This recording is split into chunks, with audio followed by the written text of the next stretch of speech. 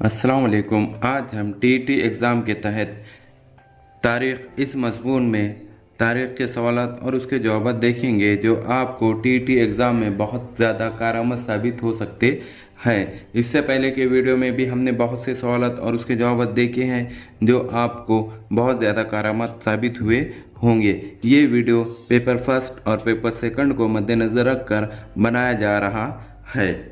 अब यहाँ पर पहला सवाल इस तरह दिया गया है कि माई कंट्री एंड माई लाइफ किसकी खुद नोश्त है, यानी ये किताब किसने लिखी है, या कौन सी, my country and my life.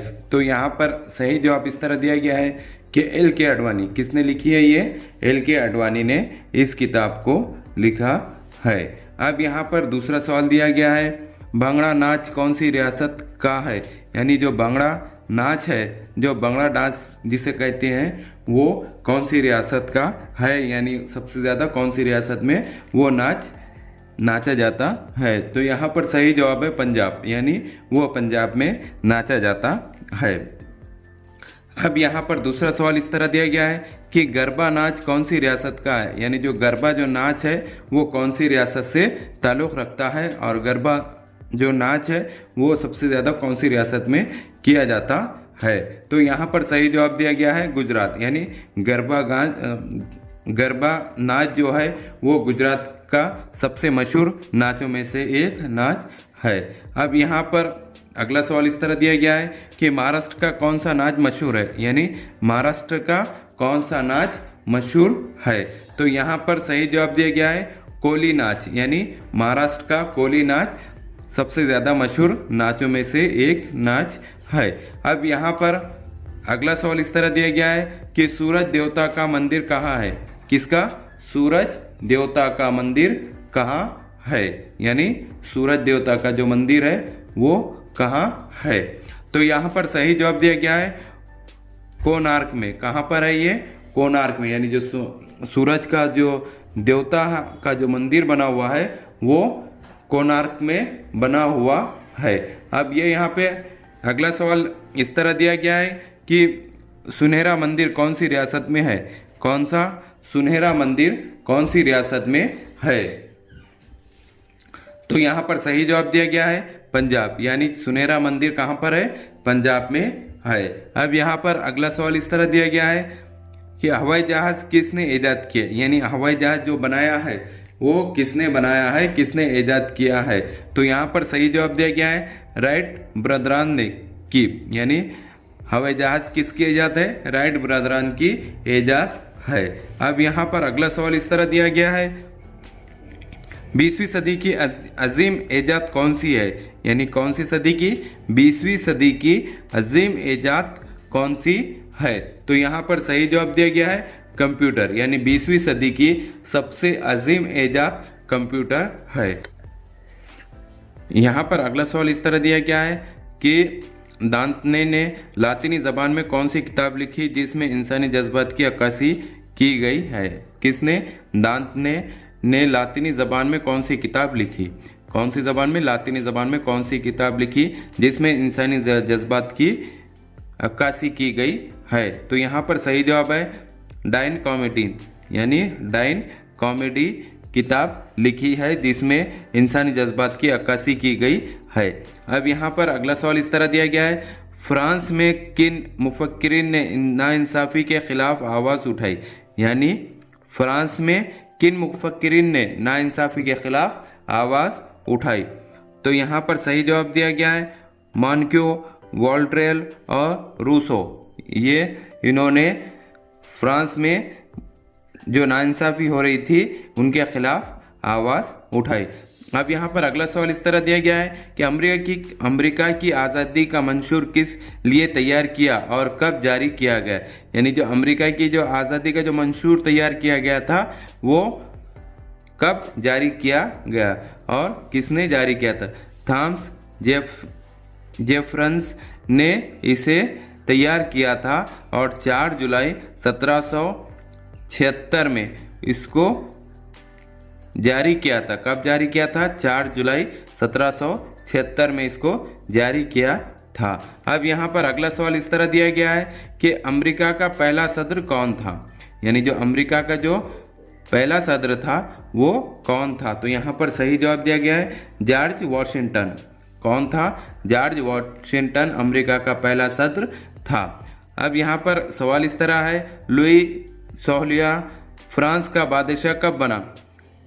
अब लुई 16वां फ्रांस का बादशाह कब बना? तो यहाँ पर सही जवाब दिया गया है 1774 में। कब बना?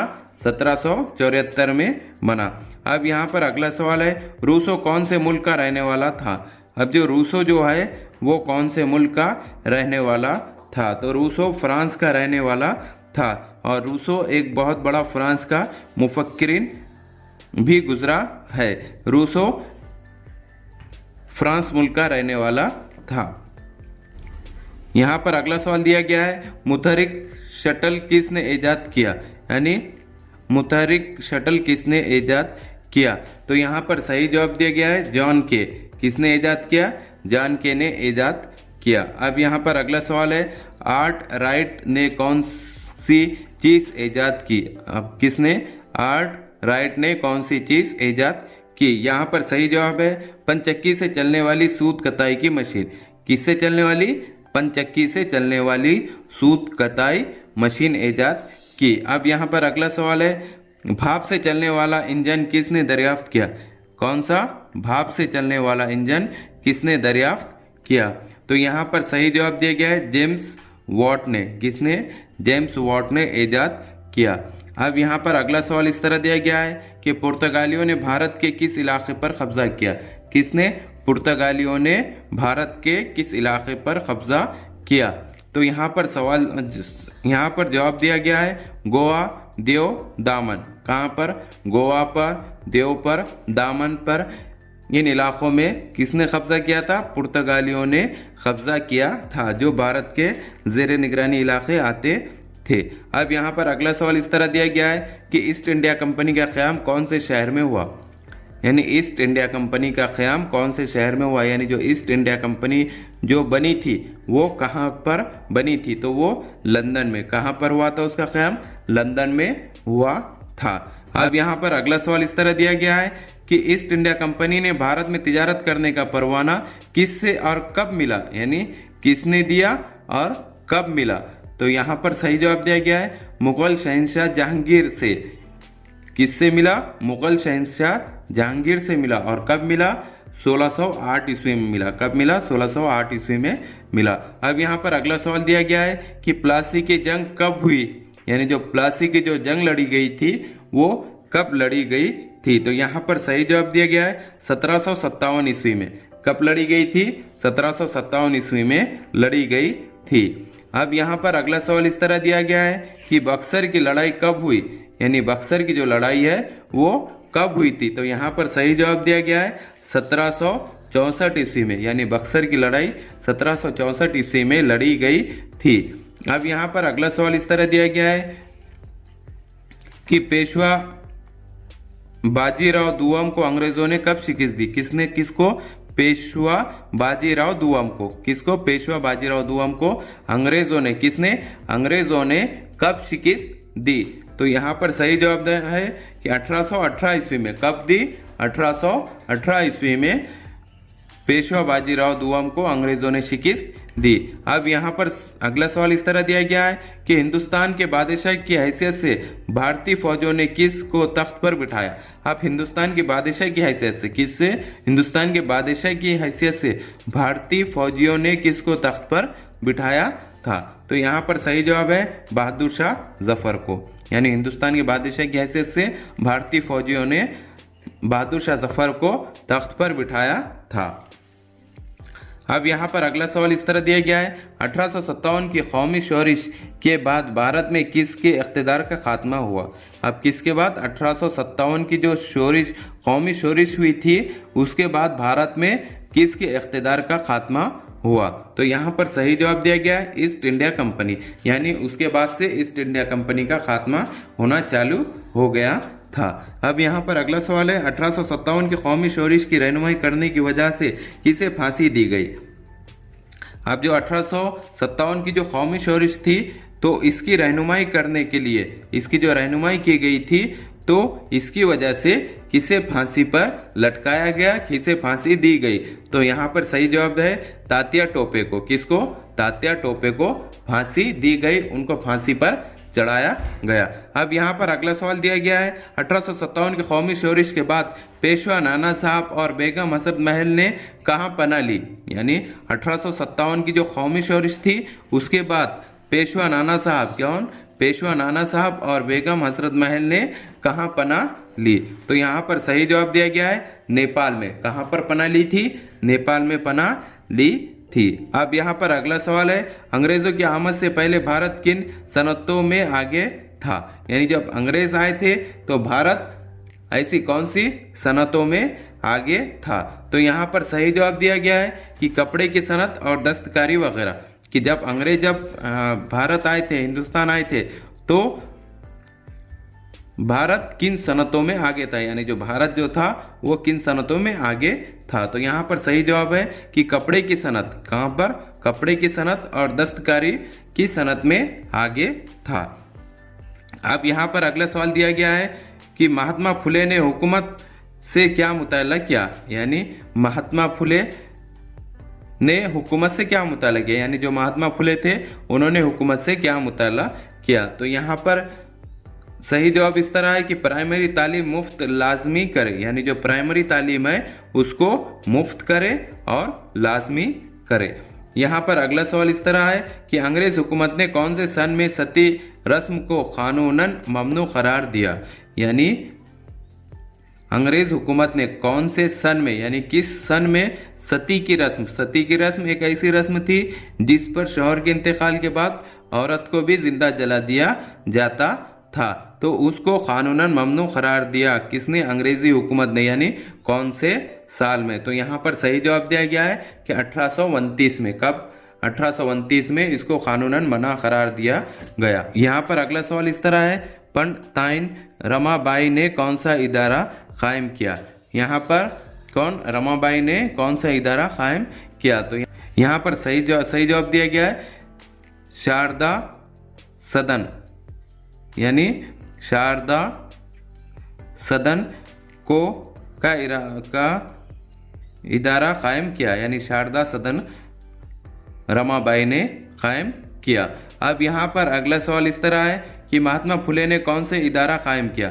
यानी जो महात्मा फुले जो गुजरे हैं उन्होंने कौन सा क्या कायम किया? इदारा कायम किया। तो यहाँ पर सही जवाब है सत्यशोधक समाज। यानी सत्यशोधक समाज की बुनियाद डाली थी किसने? महात्मा फुले ने। महात्मा फुले ने सत्यशोधक समाज की बुनियाद डाली थी। अब यहाँ पर अगला सवाल दिया गया है सर सैयद अहमद खान ने मगरिबी तालीम देने के लिए स्कूल कहाँ कायम किया। कौन? सर सैयद अहमद खान ने मगरिबी तालीम यानी अंग्रेजी तालीम देने के लिए स्कूल कहाँ कायम किया। तो यहाँ पर सही जवाब है अलीगढ़ में। अलीगढ़ में बहुत बड़ा स्कूल कायम किया था। किसने? सर सैयद अहमद खान ने। अब यहाँ पर अगला सवाल इस तरह है कि महाराष्ट्र में किसने लाइब्रेरियाँ कायम करने की तहरीक शुरू की। यानी जो महाराष्ट्र में किसने लाइब्रेरियाँ कायम करने की तहरीक शुरू की। तो यहाँ पर उसका सही जवाब दिया गया है गोपाल हरि देशमुख। यानी किसने? गोपाल हरि देशमुख ने महाराष्ट्र में लाइब्रेरियाँ कायम करने की तहरीक शुरू की थी। किसने? गोपाल हरि देशमुख ने। अब यहाँ पर अगला सवाल है ये किसका ख्याल था कि औरतों को मर्दों की तरह ही तालीम हासिल करने का हक है। यानी ये किसका ख्याल था कि औरतों को मर्दों की तरह ही तालीम हासिल करने का हक है। तो यहाँ पर सही जवाब दिया गया है ताराबाई शिंदे का। यानी किसका ख्याल था कि ताराबाई शिंदे का ये ख्याल था कि औरतों को भी, यानी औरतों को भी मर्दों की तरह ही तालीम हासिल करने का पूरा हक है। ये ख्याल था ताराबाई शिंदे का। इस तरह के हमारे एजुकेशनल वीडियो देखने के लिए हमारे चैनल को सब्सक्राइब करें, बेल आइकन दबाएं, लाइक करें, शेयर करें और आगे के वीडियो बनाने के लिए हमें कमेंट्स करें। Thank you.